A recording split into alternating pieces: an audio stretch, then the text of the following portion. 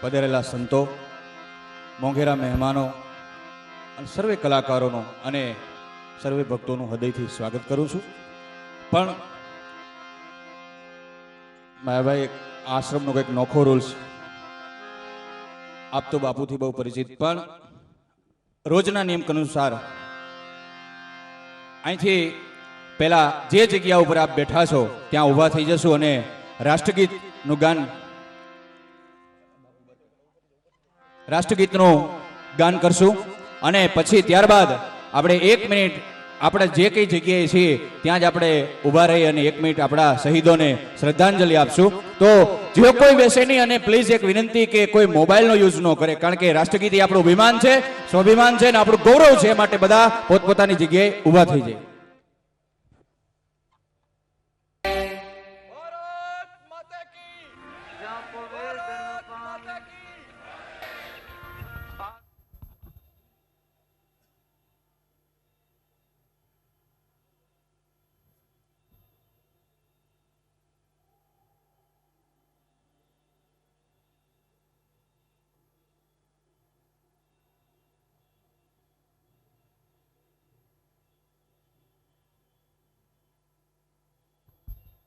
ઓમ શાંતિ શાંતિ. બધાએ પોતપોતાની સ્થાને અને બે પટાંગણમાં જે બેઠા છે એને વિનંતી કે થોડા આગળ ખસતા આવો, એટલે પાછળ જેટલા મિત્રો ઊભા છે એને બધાને જગ્યા મળી જાય.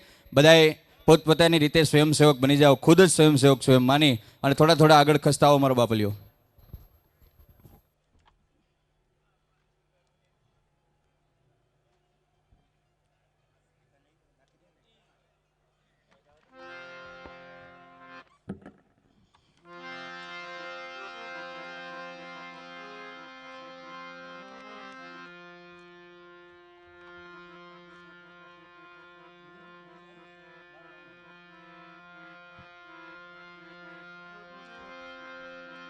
બેહી જાઓ, જ્યાં જગ્યા મળે ત્યાં બેહી જાઓ.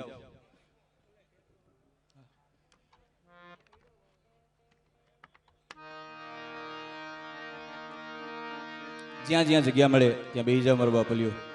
એ મહાદેવનો આ મેળો જામીન થર થઈ ગયો છે. આમ જોવો, જ્યાં જોવો ત્યાં માનો મહેરામણ ઉમટો છે. એક બિલીપત્રમ એક પુષ્પમ એક લોટા જલકી ધાર, દયાલુ રિજત હે તો ચંદ્ર મૌલે ફલચાર. એવી કાલે મહાશિવરાત્રિનો દિવસની મધ્ય આજ આગવી રાતે આપણે ભેગા થયા છીએ. ત્યારે અહીંયા પૂજ્ય સ્વામિનારાયણના સંતો પધાર્યા છે. અમારે સત્તાધારથી પૂજ્ય ગોવિંદ બાપુ પધાર્યા છે. ગોવિંદ બાપુ, આપણે તો ખબર કે બાપુનો કંઈક અનોખો ભાવ. મને એક વાત કાલે મેં કરી હતી, પણ મને ફરીથી બાપુએ ના પાડી, પણ મારે આજ કરવી છે કે એવા આ દેશમાં સંતો કેવા સાહેબ, કે એની કેવી આજ્ઞા. મિત્રો, અહીં જેટલા અહીંયા બેઠા છો એ લગભગ બાપુના સેવક છો, શિષ્યો છો. એટલે મારે એ વાત કરવી છે કે લગભગને ખબર છે. ઘણીવાર વિદેશથી અમારે બાપુનો અતિશક્તિ, માફી કરું, બાપુની મનાઈ છે, પણ છતાં કહું મારાથી રહેવાતું નથી. એટલે કે એ લોકો એમ કહેતા હોય કે બાપુ એકવાર તમે આવો, એકવાર વિદેશ આવો, એમ પગલા કરવા માટે થઈ. કારણ કે દર વર્ષે એ શિવરાત્રિમાં અહીં આવે છે. અમારે ઘણા વિદેશથી બાપુના સેવકો આવ્યા છે. એ બધા કહેતા હોય કે બાપુ એકવાર તમે કયો એ કરવા તૈયાર છીએ. અને આફ્રિકામાં હું નામ નથી દેતો, બાપુની ના છે એટલે, પણ એકાંતમાં મને કોઈ મળશે તો હું દઈશ એમને. ત્યાં કોઈ જાય તો મળજો. પછી બાપુનું મંદિર એમને બનાવ્યું છે. માણસનો ભાવ છે એટલે મારાથી રહેવાતું નથી. કહેતા સાહેબ કેવો રાષ્ટ્રપ્રેમ સાહેબ. અને જ્યાં એટલા આશ્રમો છે ત્યાં એક કોર જેમ ભગવો લાગે તો એક કોર અમારે તિરંગો પર બાપુ પેલા લગાડે સાહેબ. આ એક અંદરની આગ છે, એની અંદરનો દાગ છે સાહેબ. અને એક એની એવી પ્રતિજ્ઞા કે જ્યાં લગીનું જીવીશ ને ત્યાં લગીન ભારતના નકશા બાર પગ નહીં મૂકું, વિદેશ નહીં જાઉં સાહેબ. આ કેવડી એની પ્રતિજ્ઞા છે સાહેબ. આ એક વાત નહીં અને કોઈ વખાણ નહીં સાહેબ. મારે તો ઈ કેવું છે, ઘણી વાર એમ થતું હોય કે એનો શિષ્ય છે. પધારો સાયરામભાઈ, વાહ, જોરદાર તાળીઓથી વધાવો. અમારે માયા હતા પણ બેઠા છે, એમને પણ જોરદાર તાળીઓથી વધાવો. હાકેમ જેવા કલાકારો,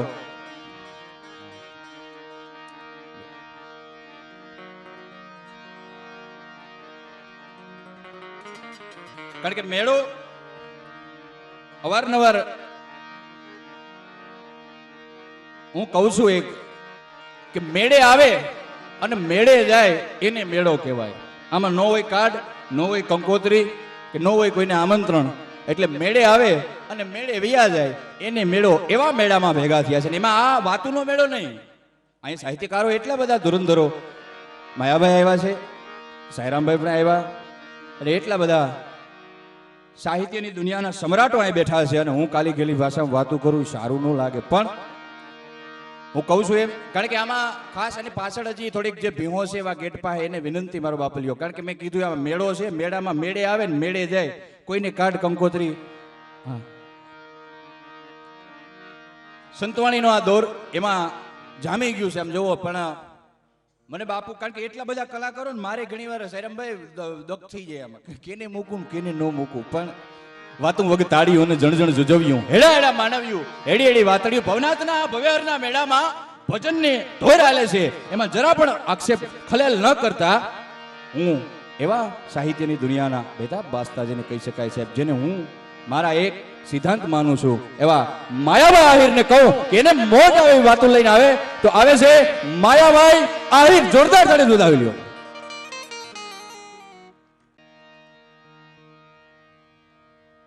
ગિરનારી મેળો જામ્યો હોય ને એમાંય ઇન્દ્ર ભારતી બાપુનું સાનિધ્ય હોય, રુદ્રાણી આશ્રમ.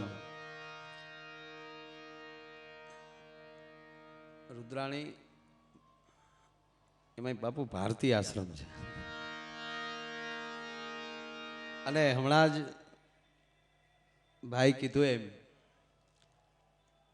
કે જ્યાં તિરંગો લાગે છે, અને ક્યારેક ક્યારેક એવું વિચારીએ ત્યારે એમ થાય કે અનેક શહીદો જે આ ધરતીમાં ભંડારા છે, એની પાઘડીના રંગનો આ તિરંગો બન્યો છે. જેવા તેવા કલરનો આ તિરંગો નથી બન્યો. એવા શિવરાત્રિની પૂર્વ સંધ્યાએ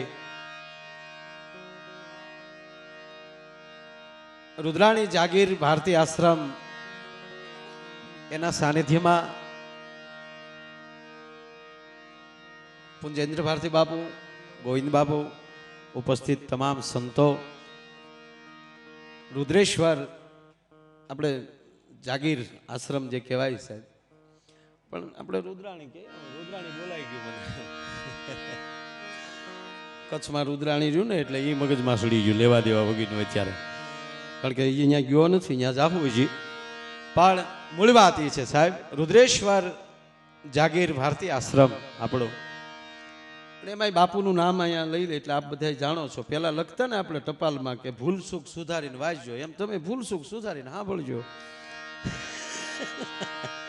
એટલે ટૂંકમાં તમામ સંતો, અમારે સાયરામભાઈ, અર્જુનભાઈ, લખમણભાઈથી માંડી અને તમામ વડીલો, યુવાન દોસ્તો, માતાઓ, બહેનો અને બાળકો, અને અમારે માં પણ ધૂપિયો લઈને આવ્યા છે. અત્યારે ક્યારે ધૂપિયો ફેરવી બાપુ નક્કી જ નહીં. અહીંયા ધૂપ દઈ જાજો પછી. હો માં,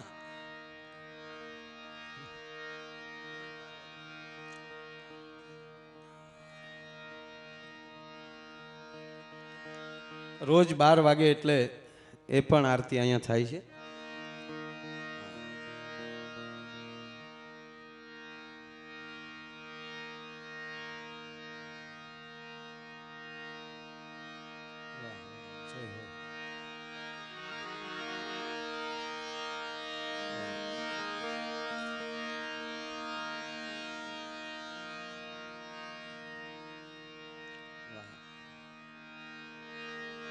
એકવાર જોરથી ભારત માની જય બોલાવો.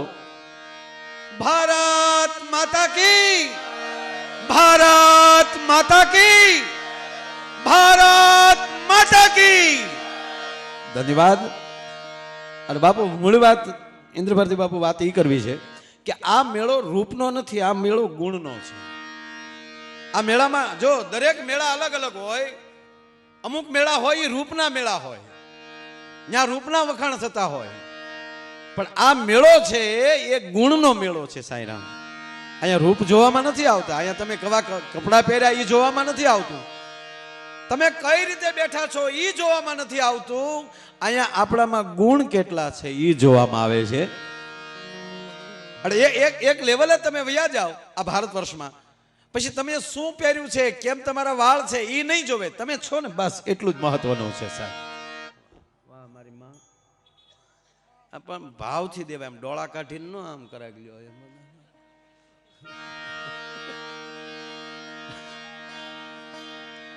આને કે પછી મારા વારામાં ખોટી જે નહીં બોલાવે, મારો વારો તૂટે આમાં. એ મનમાં કે દીકરા ધૂપિયો હાથમાં છે એટલે હું ટૂંકી વાત લઉં, કારણ કે અહીંયા આજ એક ભજનનો માહોલ સાહેબ. મારે થોડીક વાતો કરવી છે. આમ તો ભજન સાહિત્ય જે બોલીએ છે ને સાંઈરામ, એ એક શબ્દોનો થાળ છે, અને એમાંલી ઈ થાળમાંલી મહાપુરુષો ગોતી ગોતીને શબ્દને લઈ લઈ એની માળા કરી નાખે, આનું નામ ભજન છે. આ ભજન, આને તમે નોખું કરો એટલે વાત થઈ જાય, ભેગું કરો એટલે ભજન થઈ જાય, એની બહાર હું નહીં જાઉં. પણ વાત એટલી છે કે આ જે મેળો છે એ રૂપનો મેળો નથી, આ ગુણનો મેળો છે.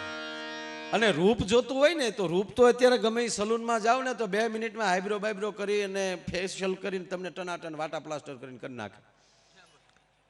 2 થી 5 હજારમાં તમે ટનાટન થઈ શકો સાહેબ, પણ ગુણ માટે તો 2 હાથ પેઢીની જરૂર પડે છે સાહેબ, કે જ્યાં પેઢીઓ ભેગી થાય ત્યાં આવા સંતોની અને સદગુરુની કૃપા હોય ત્યારે ગુણ મળે છે. આ ગુણનો મેળો છે. અને એટલે એક લોકગીતથી, એક ગીતથી મારે શરૂઆત કરવી છે કે સાંભળ સૈયર ગાજ આ રસિક દિલની. જો શબ્દ વાપર્યો છે રસિક, રસિક એટલે રસદાર માણસ હોય, એ તો ખરેખર રૂપનો આશિક હોય ને. પણ રૂપની પરાકાષ્ઠાએ પહોંચ્યા પછી એક રસિક દિલ એમ કહે છે કે રૂપ ખોટું છે. પાછું જો રૂપ ખોટું છે એમ નહીં, ટનાટન જ રહેવું, ભગવાને શરીર આપ્યું છે સોયત્રા કાઢ નાખે એવું, નાવું નહીં ને પછી હા એમ નહીં, ટનાટન જ રહેવાનું. હા, દરેક પ્રકારના પાવડર મળે, સોપડો, પણ ઈ સોપડવામાં તમારા ગુણ ન ભૂહાઈ જાય ઈ ધ્યાન રાખવું પડે સાહેબ. હે પણ અહીંયા શબ્દ આપ્યો છે સાંભળ સૈયર. સૈયર કહેતા હે બુદ્ધિ, હે સુરતા, તું સાંભળ, હું રૂપની પરાકાષ્ઠાએ પહોંચ્યા પછી એમ કહું છું કે સાંભળ સૈયર ગાજ એ આ રસિક દિલની એ વાત જો સાંભળ સૈયર યા.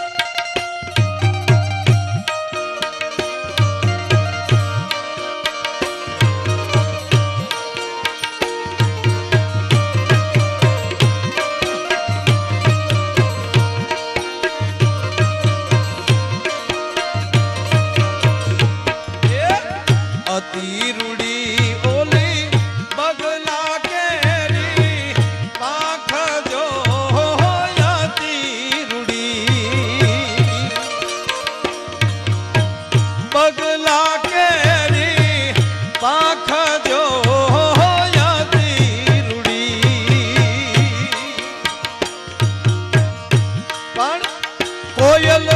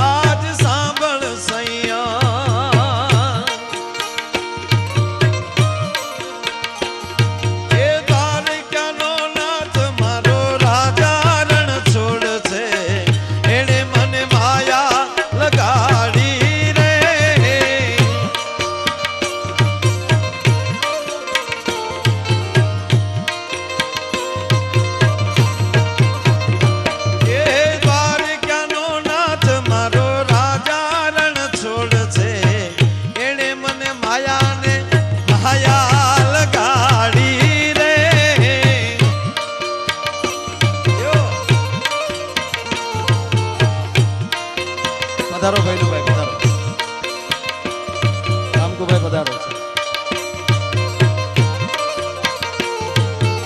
જસકુભાઈ આવો.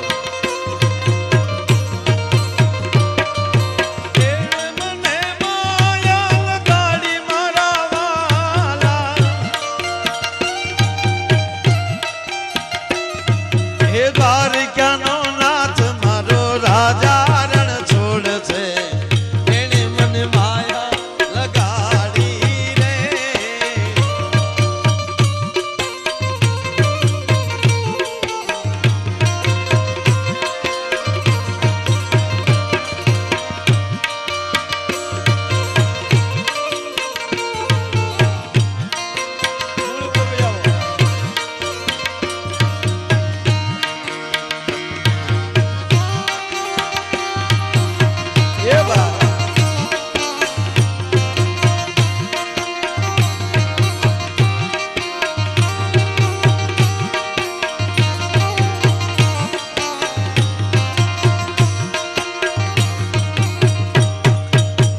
વાત એટલી સાહેબ સાંભળ સૈયર આજ રસિક દિલની વાત જો સાહેબ પધારો.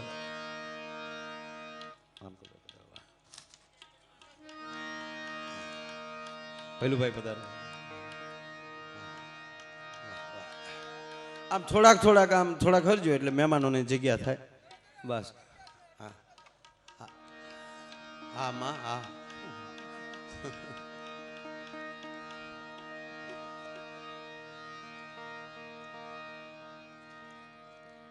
એક જણાના બાપુ લગ્ન થયા ને તે લગ્ન પછી 15 દી થયા ને ત્યાં ઓલો ગલેટ ઉખડી ગયો. પરણીને આવેલા ને એનો ગલેટ ઉખડી ગયો, એમ જે વાટા પ્લાસ્ટર કરાવીને આવેલા. એટલે 15 દી પછી મોઢું થઈ ગયું, રાખના ઢગલામાં પાણીના સાટા નાખ્યા હોય ને શીતળામાની કૃપા થઈ હોય એવું મોઢું થઈ ગયું. એટલે એનો પતિ ગોથું ખાઈ ગયો કે આ એકચ્યુઅલી જે આપણે 15 દી પહેલા ફેરા એ જ છો તમે? કે યસ. તો આવું કેમ પરિવર્તન થઈ ગયું? કે તમને ખબર નહીં, મેં બધું ફેશિયલ ને એવું કરાવેલું. કોની પાસે કરાવેલું? એને બ્યુટી પાર્લરનું નામ આપ્યું કે અમારે બહુ સારું બ્યુટી પાર્લર છે, એ બેન સારું બ્યુટી પાર્લર ચલાવે. એનું એડ્રેસ ને ઓલો ભાઈ એની પાસે પહોંચ્યો બ્યુટી પાર્લરે. તો સરસ મજાનું આઈફોનનું બોક્સ હાથમાં. એ બેનને કીધું કે આ તારીખે આ નામના કોઈ વ્યક્તિ તમારી પાસે આ બધું કામ કરાવેલું? કે હા.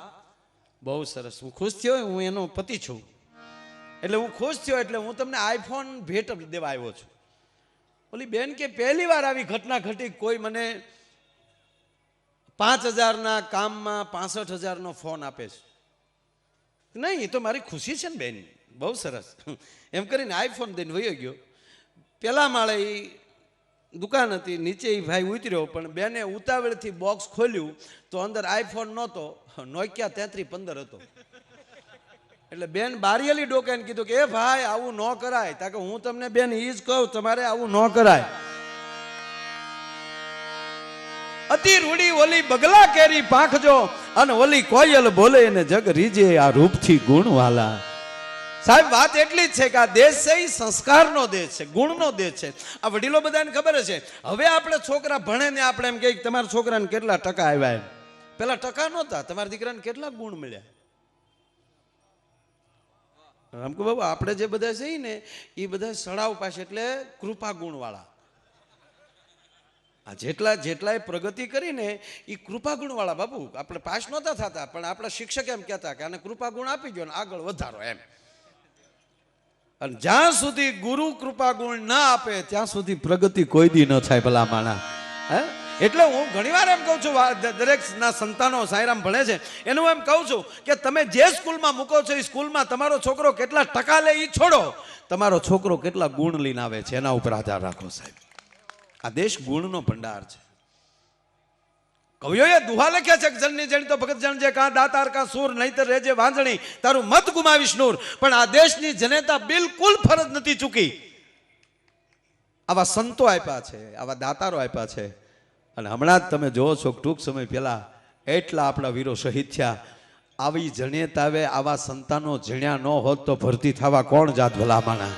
હે એ જનેતાએ કાંઈક એ સંસ્કાર આપ્યા હશે ને. હે અને આ સંતોમાં પાછું આ ઇન્દ્રભારતી બાપુ બેઠા ને કહેવાય ને રમકુભાઈ, પણ આમાં દાતારી એટલી છે, વીરતા એટલી છે ને ભક્તિ એટલી છે. આ ભક્તિ, દેશભક્તિ કેટલી સાહેબ. આખા મેળામાં આટો મારી લ્યો, આવો તિરંગા વાળું સ્ટેજ ક્યાંક જ જોવા મળે હો સાહેબ. આ એક જ સ્ટેજ એવું છે કે જ્યાં તિરંગો જોવા મળે છે સાહેબ. અને બચુભાઈ ગઢવી તો એમ કહેતા ભારત વર્ષનો સાધુ બારવટિયા જેવો હોવો જોઈએ.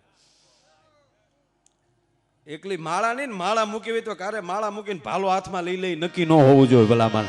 હે આપણે આ જ્યારે આ બન્યું ત્યારે બાપુની મેં એક વિડીયો ક્લિપ જોઈ હતી, ભારત માતાની જય સાથે જે કામ વાત થતી હતી.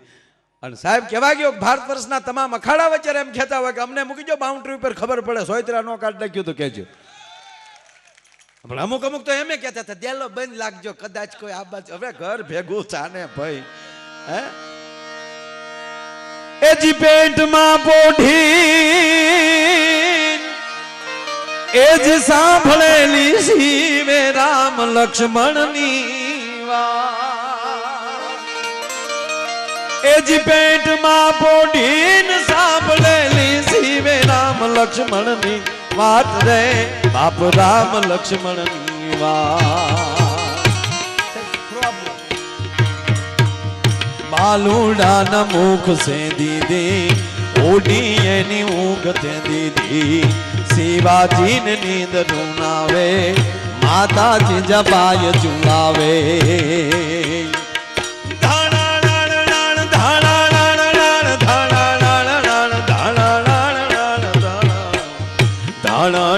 ડુંગરા ડોલે શિવાજીને નીંદ રૂનાવે, શિવાજીને નીંદ રૂનાવે.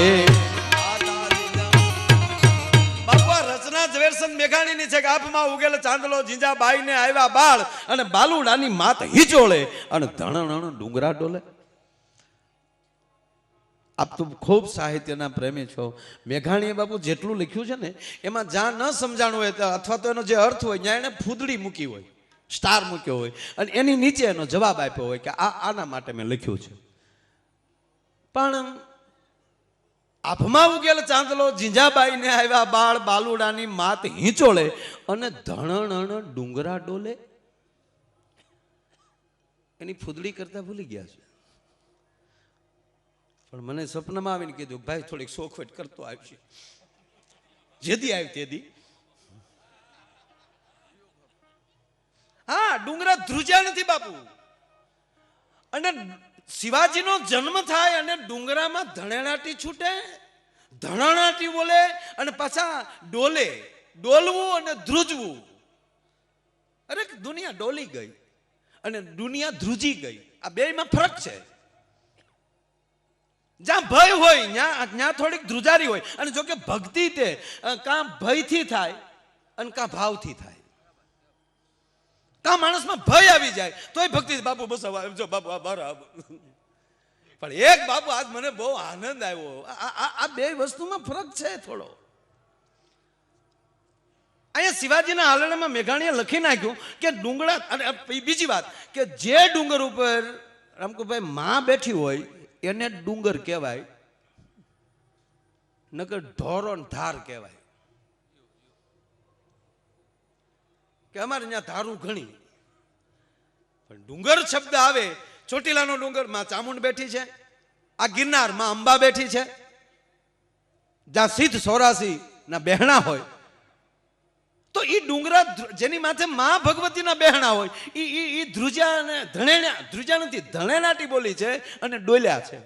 એનું કારણ એક જ મને દેખાય છે કે જેથી શિવાજીનો જન્મ થયો હશે ને તો બાપુ ડુંગર ઉપર જેટલી માતાજીઓ બેઠી ને એ તેથી રાહડે મળી છે રમવા કે આવ્યો શક્તિનો ઉપાસક, આવ્યો શક્તિનો ઉપાસક. અને એના પગની ઠેહની ધણેનાટી, ઝાંઝરની જણેનાટીથી ડુંગરામાં ધણેનાટી છૂટી છે અને માના રાજીપાથી ડુંગરા ડોલ્યા છે. ભાઈ ભાઈ ભાઈ ભાઈ ભાઈ આવ્યો શિવો.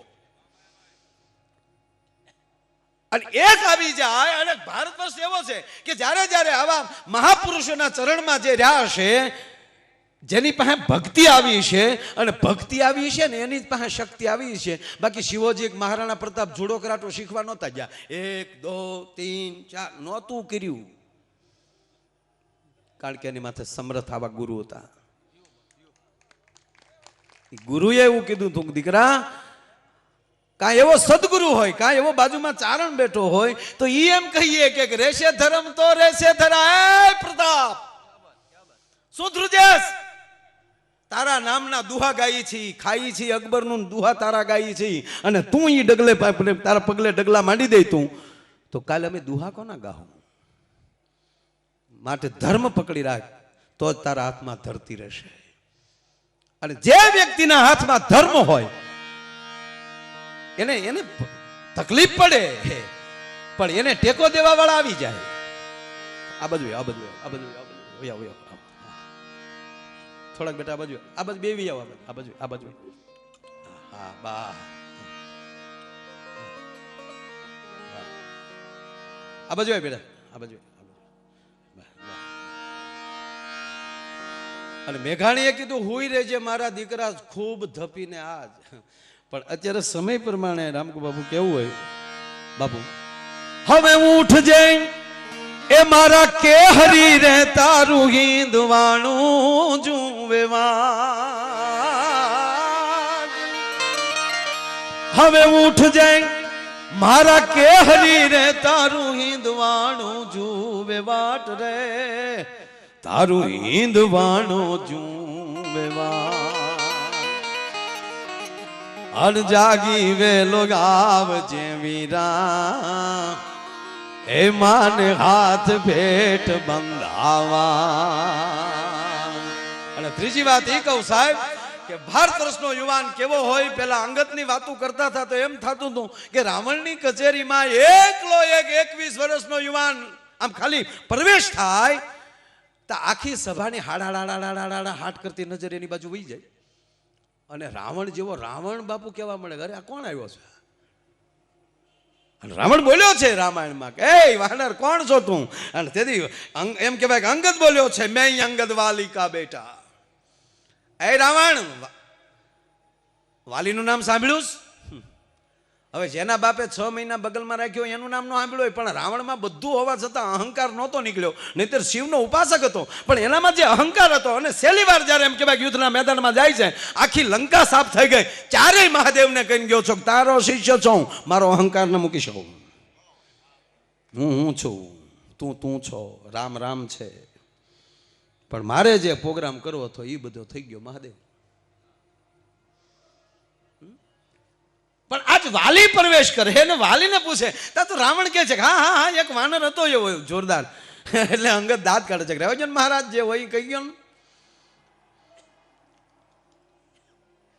અરે ભાઈ વાલી શું કરે તાર બાપા? આવું બોલાઈ ગયું રાવણથી, બકાઈ ગયું. ત્યારે એક એના માણસે, અંગત માણસે જેને કાનમાં કીધું, હવે ક્યાં કાનમાં કીધું એ મને ન કહેતા, એને કાને 20 હતા. જેમ જાજા કાન હોય એ સારું, પણ જાજા મુખ હોય એ ન સારું, જાજી આંખ હોય એ ન સારું. દ્રષ્ટિ તો એક જ હોવી જોઈએ. દ્રષ્ટિમાં ભેદ થાય તોય ગોટો વળી જાય. કાન સારા, મહારાજ અમરીશને ભગવાન પ્રસન્ન થયા કીધું માગ તાક મને 1000 કાન દે, જેથી કરીને તારા ગુણગાન સાંભળ્યા કરું. કારણ કે પહેલી ભક્તિ શ્રવણ છે.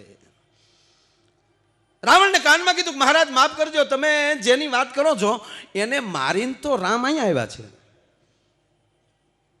હવે ખરેખર રાવણને પાછું ફરવાનો મોટો બાપુ પોઈન્ટ હતો કે જેણે મને 6 મહિના બગલમાં રાખ્યો હોય એને જો રામ મારી શકતા હોય તો ખરેખર મારે આને સામે યુદ્ધ ન કરાય અને આની સામે જીદ ન કરાય.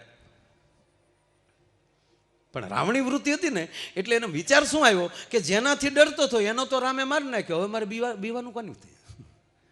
પણ એણે એ ન વિચાર કર્યો કે જેણે માર્યો એ જ મારી સામો આવે છે. બસ મગજમાં એટલું લઈ લીધું કે જે વાલીથી હું ડરતો હતો એને તો એને મારી નાખ્યો છે. અને અતિ ક્રોધમાં રાવણ આવીને બેફામ બોલે છે અંગદ સામે કે હે અંગદ, જેણે તારા બાપને મારી નાખ્યો એની ભેગો પડી ગયો તું? તે તારી જનેતાની કૂખ લજવી છે. ખૂબ બોલ્યો છે. માટે કહું છું અંગદ, તું મારી ભેગો આવી જા અને આપણે બે એક થઈને તારા બાપનું વેર વાળીએ. ત્યારે અંગદ બોલ્યો છે મહારાજ, મારા બાપુજી મહાન હતા, પણ લખણ તમારા જેવા હતા એટલે પ્રભુએ માર્યા છે. માટે હું તમને વિનંતી કરવા આવ્યો છું કે મરતા મરતા મારો બાપ જો રામના હાથમાં બાવડું હોપતો હોય એટલે ભગવાન રામે મને મોકલ્યો છે કે તારા બાપુજીનો મિત્ર હતા અને તમારે ઘણા સમયથી તમારા ખોરડા હારે સંબંધ છે. નહીં તો પીઠ જાંબુવાનને ઘણા હતા, સમાધાનમાં તો પીઠને મોકલવા જોઈએ ને. પણ ક્યારેક રામકુ બાપુ મને એવું લાગે કે રામે અખતરોય કર્યો છે કે તારા ભાઈ ને મેં મારા પક્ષમાં લઈ લીધો છે, વિભીક્ષણને, પણ મેં જેના બાપને માર્યો એ છોકરાને તારી પાસે મોકલું છું. તારામાં સત્ય હોય તો જ તારા પક્ષમાં આવી શકે, ને તારામાં તેવડ હોય તો લઈ લે તારા પક્ષમાં. આવી ચેલેન્જે કરી હોય. અને રાવણે આવી બધી યુક્તિ કરી, અતિશય કીધું. ત્યારે કીધું કે હે વાનર સાંભળ, તમે જે વાનરની ફોજ લઈને આવ્યા છો એ તો મારા લંકાના વાસીઓનો ખોરાક છો. જાંબુવાન મહાન છે પણ એને બુઢાપો આવ્યો છે, લડી શકે એવી પરિસ્થિતિમાં છે નહીં. રામના બાણની તાકાતની મને ખબર છે, પણ એની શક્તિનું હરણ મેં કર્યું છે એટલે લડી શકે એવી પરિસ્થિતિમાં એ પણ નથી. લખન મહારાજ જે છે તે પણ ભાઈનું રુદન સાંભળીને એ માનસિક ભાંગી છૂટેલા છે, એ ક્યાંય લડી શકે એવા છે નહીં. હવે બાકી રહ્યું તમે વજ્યા વાહે વાંદરા, એ તો નદીના કાંઠાના ઝાડવા જેવા છો. જેમ નદીમાં ઘોડાપુર આવે હાટ કરતા એમ કેવાય, કાંઠાના ઝાડમાં ડફો ડફ થતા એમ કેવાય, હળળ કરતા સાગર ભેગા થઈ જાય. એમ રાવણ રૂપી નદીમાં જેદી ક્રોધ રૂપી પૂર આવશે ત્યારે તમે બધા તણાઈ જવાના છો.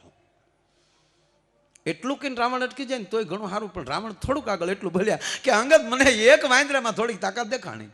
કેનું કહો છો મહારાજ? થોડાક દિવસ પહેલા આવીને જે મારી ગામ આખું લંકા હળગાવી ગયો એમાં મને થોડુંક જોમ દેખાણું. મરક મરક મરક વાંગદ હસે છે. સાબાશ રાવણ, તારા 10 મુખ છે, એમાંથી 4 મુખ એવા ગુણવાન છે. 4 મુખમાંથી વેદોની વાણી નીકળતી હોય છે. અને અત્યારે તું જે હનુમાનજીના વખાણ કર્યા એ ઓલા 4 વેદ બોલે છે ને એ માયલું મુખ બોલ્યું છે. એટલે જે મુખમાંથી વેદ નીકળ્યા હોય એ જ મુખમાંથી વખાણ નીકળે, એ બધાની આગળ વધ્યો જાય. એટલે અમે હવે ભરોસો છે કે રામ અમારા હનુમાન છે એ બધાની આગળ થઈ ગયા. પણ વાત રહી મહારાજ તાકાત નહીં, બળ નહીં, તો સાંભળી લે મહારાજ, તારી ભૂલ એ થાય છે કે એ મારા કાકાની ડેલીએ બેહવા વાળો છે. એની કરતા અનંત ગણી તાકાત મારા કાકા સુગ્રીવમાં, એની કરતા અનંત ગણી તાકાત મારા બાપ વાલીમાં હતી, અને એની કરતા અનંત ગણી તાકાત એના દીકરા અંગદમાં છે. હવે રાવણ સાંભળ, તારી હારે બાંધવું હું. અને એક ભારત વર્ષનો યુવાન, રામની ફોજનો એક નાનો સૈનિક આજ તારી ભરી કચેરીમાં પગ મૂકે છે. અને તારી કચેરીમાં પગ મૂકું ને કોઈ તારી સભામાંથી તલભાર જો મારો પગ ઊંચો કરી શકે તો સોગંધ રામના માં જાનકીને મૂકીને અમે હાલતા થઈ જાઓ.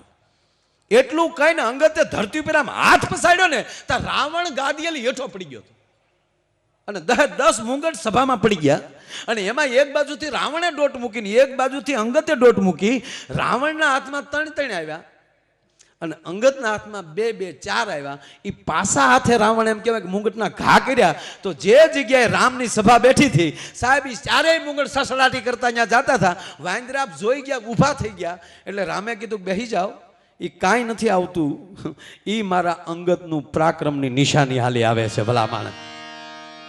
તોય રાવણે 6 મુંગટ બાપુ પહેર્યા. બોલો, એક મુંગટ પાછું ખાલી, એક મુંગટ એક પાછું ખાલી. સત્તાના ભૂખ્યા હોય ને એ ગમે એમ કરીને સીટું લેવા દોડતા હોય, ભલે ભૂંડા લાગી એમ. હા, પણ બાપુ વાત એટલી છે કે એક પણ માણસથી એમ કહેવાય પગ તલભાર ઊંચો નહોતો થયો. બારો આવ્યો રાવણની સભામાંથી અંગદ, અને પત્રકારોએ પ્રશ્ન કર્યો. એ વખતના જે કોઈ હોય તે અંગદને પૂછવામાં આવ્યું છે કે હે અંગદ, તારો પગ કોઈ આખી સભામાં ઊંચો ન કરીએ કેવું તો તું રાવણને મારી ન શકે? અને ત્યારે અંગદ બોલ્યો, ભારત વર્ષનો યુવાન બોલ્યો છે સાહેબ કે એક પાટું ભેગો રાવણને મારી નાખો. હું 6 મહિનાનો હતો તેથી આ રાવણને ઘૂઘરો કરીને મારા બાપે ઘોડીએ બાંધ્યો હતો. અને તેથી 6 મહિનાનો હતો ને તેથી હું તો થપાટું મારતો હતો. અને આજે 21 વર્ષનો થઈ ગયો છું, એક પાટું ભેગો મારી નાખું. તો તે માર્યો કેમ નહીં? કે માર્યો એ માટે નહીં કે જેને મારવા માટે મારા બાપે ઠેઠ અયોધ્યામાં લી ધક્કો ખાધો ને એ મારા રામના માધ્યમ વધારવા માટે મેં એના ભાગરૂપી રહેવા દીધો છે. એટલે બાપુ અભિનંદનને મેં જ્યારે જોયો કેમેરામાં પાકિસ્તાનની ભૂમિમાં અને એવી જ રીતે બાંધેલા આંખે પાટા હતા અને ઓલા લોકો પ્રશ્ન પૂછતા હતા પણ એક પણ કડકસલી પીડ્યા વગર ફાટ ફાટ ફાટ જવાબ આપતો હતો. ત્યારે મને એમ લાગ્યું હતું કે અંગદ જો રાવણની સભામાં અડગ હોય તો ભારત વર્ષના યુવાનોમાં હજી અંગદ દેખાય છે. ભલા માણા જો અંદરનો ભરોસો. અને એ વાત કદાચ એને પાડોશી દેશે સાંભળી છે કે જે એકને પકડો તોય આનું પૂછડું હળગાવાય નહીં, નહીં તો આખું ગામ બાળીને જાહે. અને અંગત જેવો હોય તો એને છૂટો કરી દેવાય, નકર પગ પસારશે તો આખા દેશને આબરૂ જાહે. બીજે જ દી નિર્ણય કરી લીધો કે નહીં નહીં અમારે હોપી જ દેવાનું છે, આનું કઈ કરવાનું છે જ નહીં. મારો કહેવાનો સૂર ઈ છે કે હજી આવી જનેતાઓ બેઠી છે ને, અને જ્યાં સુધી આવા ભારત વર્ષના સંતો બેઠા છે ત્યાં સુધી પરદેશના બાપની તાકાત નથી કે હિન્દુસ્તાનનો વાળ વાંકો થઈ શકે. ભલા માણસ હે એટલે આ દેશ છે એ વાત એટલી જ કરતો હતો બાપુ, આ ગુણનો દેશ છે. એકલા આ રૂપ ને ગુણ બે ભેગું થઈ જાય તો એના પલ્લા ન પકડે કોઈ. હું એમ નથી કહેતો કે રૂપાળું ના રહેવાનું જ, પણ ગુણની સાથે. આ ગુજરાત જ બાપુ એવું છે કે રૂપ ને ગુણ બે મળ્યા. રૂપ દેવાનું ભગવાને સાંઈરામ કાશ્મીર માલી ચાલુ કર્યું. ત્યાં રૂપાળા ખરા પણ ગુણવાન નહીં, એટલે જ આ બહાબહી બોલતી છે. નકર 70 વર્ષ આઝાદી છે, હવે તો આપણું થઈ જવું જોવે ને. પણ ગુણ વગરની પ્રજા છે એટલે ને રૂપ. હા કાશ્મીર બાજુ બાપુ કેવા માણસો, રૂપ ભલે નાય નહીં પણ ધોળા બહુ. એ રૂપ દેતા દેતા દેતા દેતા દેતા દેતા દેતા દેતા દેતા દેતા દેતા દેતા દક્ષિણમાં પહોંચ્યા તા રૂપનો ખટારો ખાલે. અయ్యో રામા સ્વામી. કલર જાય તો પૈસા પાછા. અને પછી પાછું બાપુ દક્ષિણના માણસો ભક્તિવાન બહુ, એનું સંસ્કૃત શુદ્ધ. ઝૂંપડામાં રહેતો હોય કે મહેલમાં રહેતો હોય, સવારમાં સ્વામીજી આ એ આરતી પૂજા કર્યા વગર બહાર ન નીકળાય. ભગવાનની નજીક બહુ, એટલે એણે ભગવાનને ઠપકો દીધો કે અయ్యో રામા સ્વામી, हमने तुम्हारा भजन किया, तुमने हमको काला किया. ભગવાન કે મારો ગોટાળો છો છે બાપા, ખટારો જ ખાલી થઈ ગયો પછી અમે શું કરીએ એમ.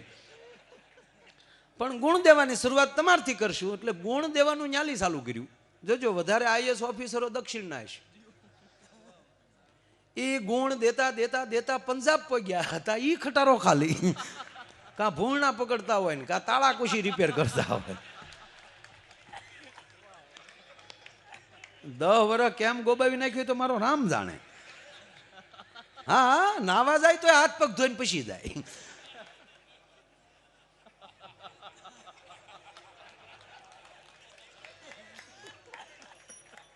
હા અને બાપુ અમુક ભારતમાં સમજાતું જ નથી. હા જો આ રૂપને પણ વચ્ચે કહી દઉં કે એમાં ગુજરાત એટલું ભાગશાળી છે. રૂપ દેતા દેતા નીકળ્યા તોય વચ્ચે આવ્યા, અને ગુણ દેતા દેતા નીકળ્યા તોય વચ્ચે આવ્યા. રૂપ અને ગુણ બે મળ્યા હોય તોય ગરવી ગુજરાતને મળ્યા છે. ભલામણ ગુજરાત ગુજરાત છે. હા બુદ્ધિ એટલી છે ને પ્રેમે એટલો છે. પ્રેમ કરવો એને પ્રેમે કરી લે એવા સાહેબ માથું આપી દે, અને બુદ્ધિથી ગાળીઓ નાખો તો નાખી દે. હમણાં મારા ભૂરાના લગ્ન પછી બાપ દીકરો બે બેઠા હતા, એમાં વેપારી કાલ્યા આવતા હતા. એટલે ભૂરાએ પૂછ્યું બાપા કોણ આવે? એ કે બચા આપણે જે મીઠાઈ લીધી હતી ને તારા લગ્નમાં એ હવે ઉઘરાણી આવે.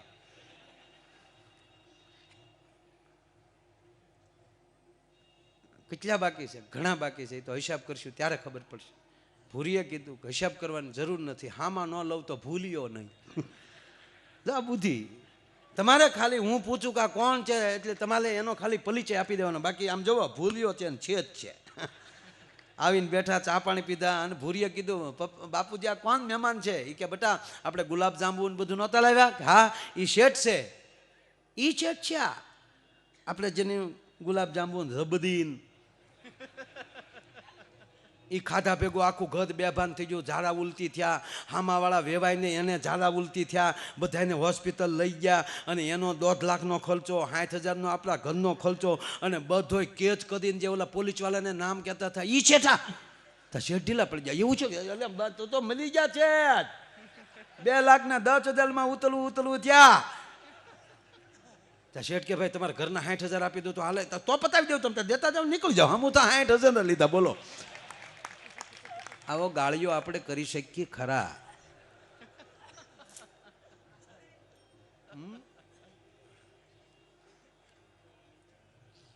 પણ વાત એટલી છે સાહેબ, ગુજરાતમાં ગુણ એટલા છે, અને ગુજરાતના યુવાનોને, ભારત વર્ષના યુવાનોને એટલું કહું કે આપણામાં પ્રેમ દેશદાજ તો છે જ, પણ હજી કાળજામાં દેશદાજ ધરબવી પડશે.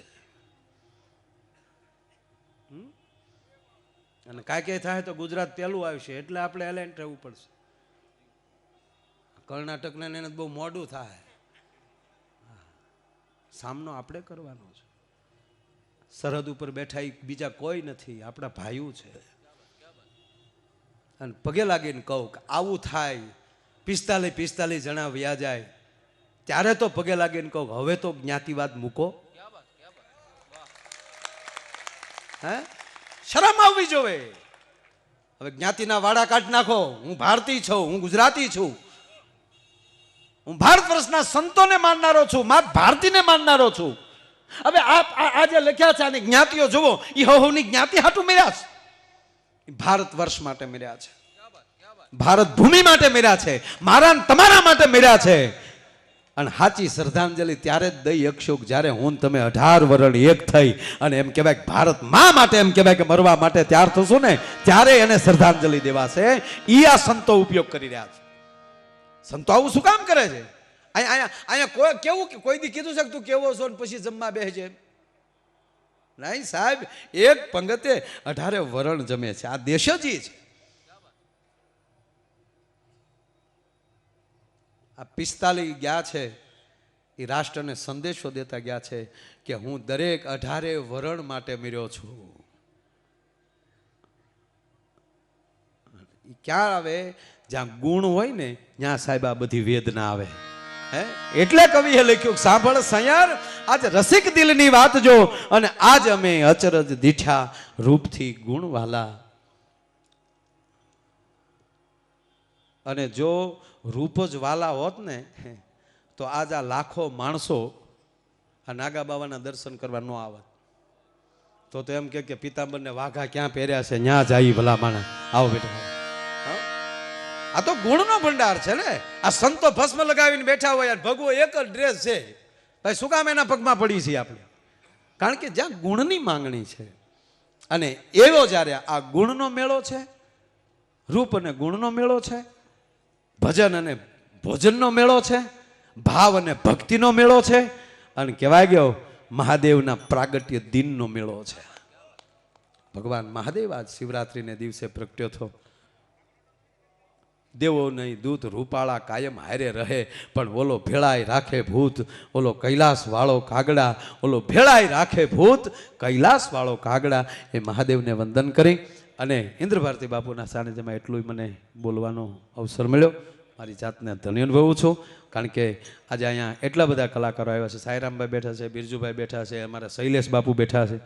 અને શૈલેષ બાપુ તો બાપુ આ 12 પટોળી, હે, જેના પિતા બટુક મહારાજ,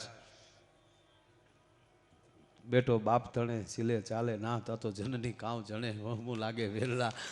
એણે ભજનને જેણે જીવતું રાખ્યું છે, અને બાપુ પ્રત્યે સંપૂર્ણ શરણાગતિ જેમને છે, એવા દરેક કલાકારો. કારણ કે યોગેશપુરી બાપુએ અને ભાઈએ અમારે 2 ગણપતિ વંદના કરીને સારા ભજનો સંભળાવ્યા. અને હજી દરેક કલાકારો આમાં બાપુ એવું થાય છે કે ઓડિયો ઓલે પણ ભજન સાંભળે ને કે ઓલો કેમ કે હાલ તો ન્યા જાય હાલ. આમ જેમ ગોળીમાં સાય ફરતી હોય ને એમ આખો મેળો ફરે જ છે. એટલે અહીંયા છે ને ઝાઝુય ન બોલાય અને મોળુય ન બોલાય. રામકુ બાપુ શું થાય ખબર? અમુક બેઠા બેઠા આપણે ભજન સાંભળવાનું ઓલે મારો દીકરો મૂકતો ન કાઢું. હા તો એ હોય ને, એટલે મેં શરૂ કર્યું એ પહેલા સોખવટ કરી લીધી કે આને ભેગું કરશો તો ભજન થાય અને ભજનને નોખું કરો તો સાહિત્ય થાય. બધું એનું છે, સમજ્યા કે નહીં ભાઈ? એટલે હવે આગળનો દોર હું પાછો ક્યાં ગયા? જગદીશભાઈ ક્યાં આવી? જગદીશભાઈ આવી જા. અને એકચ્યુઅલી તને જે બાપુએ કાનમાં કીધું હોય એ તારા મોઢા માલી બહાર કાઢ. અરે આ બેનો બેઠા એટલે કહું, બેનો મન ભાઈમાં બેનો કઈ જાજો ફેર નથી. ભાઈઓ શું કરે? આ કાને સાંભળે, આ કાને કાઢ નાખે, આ કાને સાંભળે, આ કાને કાઢ નાખે. બેનો બે કાને સાંભળે પછી મોઢા માલી કાઢે. એટલે આગળનો દોર જગદીશભાઈને તાળીના ગળાથી વધાવો. ભાઈ શ્રી જગદીશભાઈ એકવાર જે બોલશું પાછી. ભારત માતા કી, ભારત માતા કી, ભારત માતા કી. આભાર અસ્તુ. જય ગિરનારી.